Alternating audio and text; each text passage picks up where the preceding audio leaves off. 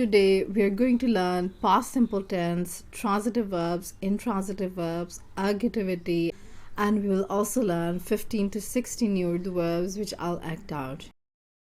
Hello everyone, how are you all doing? This is Sara from Learn Urdu with Sara.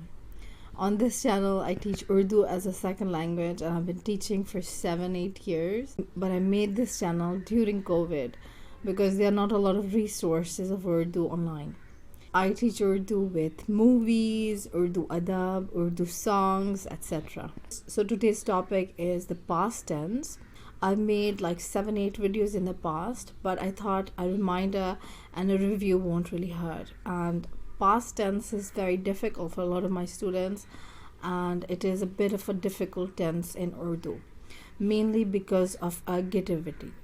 So the other day I was watching grammatical videos of Kurdish language and Balochi language, and I found out and I discovered a lot of similarities with Hindi and Urdu.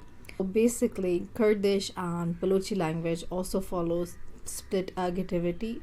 Ergativity is when the conjugation of the verb is based on the object rather than on the subject when we are using transitive verbs. So whenever we are talking about past action, we consider what type of verb we are using. If the verb is transitive, which means that it requires an object, it takes an object, then the subject will be marked with an element ne. This is the first rule, that the subject will be marked with ne. When the subject is marked with ne, with this element, this postposition, the subject no longer controls the ending of the verb, the conjugation of the verb. Then the verb will depend on the number and gender of the object. So this is ergativity. So now we know the first point of the transitive verb is it takes an object, whereas the intransitive verb does not take an object. It does not require direct object. So a lot of my students say, Sara, or like, if the object is not present in the sentence, does it mean that the verb becomes intransitive? No. If the object is deleted in the sentence, if it's not mentioned in the sentence, still it is considered, it is inferred. So even if there's no object, still you will consider it as a transitive verb. When we're using transitive verb in the past tense, the focus is what the doer does, like what is done. The focus is on the result. So this is the second point, that with transitive verbs, you ask what after the sentence, what after the verb, like what did I watch, what did I do, what did I wash, what did I eat, what did I drink. Whereas with intransitive verb, you cannot ask the question what did I sleep, what did I dance, what did I live. All of these sentences, they don't really make sense. So that means that the verbs are intransitive. So this is our second point. The first point was can take an object and cannot take an object. The second point is you can ask the question what after the verb.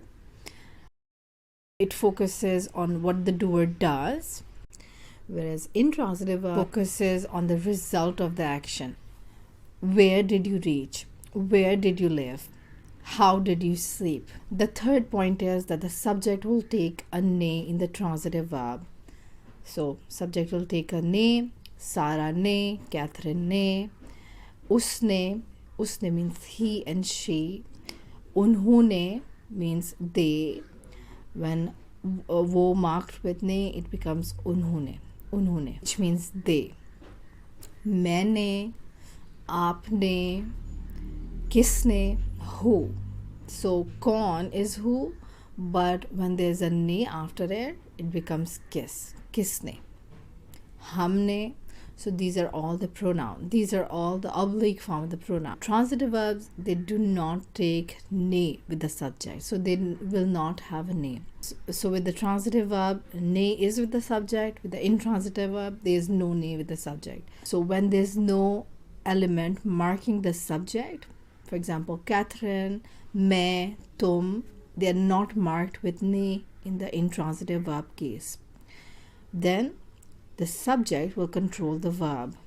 just like any other tense in Urdu or Hindi or other languages. So let me know if you understand this concept. If you want to have a detailed video, I made 3 parts on this. I'll link them in the description. Let me give you the last point. The last point is the most important transitive verb is karna. Karna is to do. You do something. You do the walking, walk karna.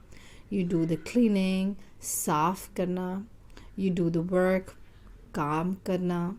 You do travel, travel karna or suffer karna. So these are all the verbs. So karna is joined by a lot of different kind of nouns and we'll make them verbs.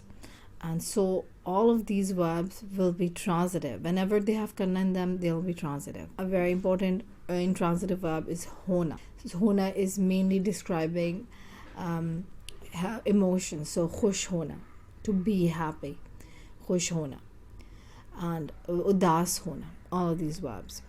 Let me know in the comment section if you have any question and if you want me to make a more detailed video on this. This rule, ergativity, is followed in the past simple tense, present perfect tense, and the past perfect tense as well.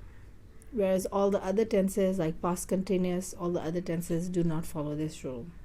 So this is just a review. If you want a detailed video, please go watch them because it will be more detailed and more comprehensible. So now let's begin with the sample sentences, and I also like them out so for visual learners and for entertainment purposes it will be a lot of fun. So I hope you enjoyed that and you have learned a lot.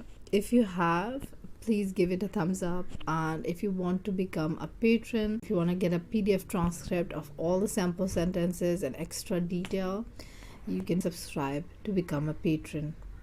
You'll get 3 to 4 PDF transcript of all the videos that I've made that month in the end of the month, or they can be of your choice as well. I wish you a lovely day and I'll see you later. Goodbye.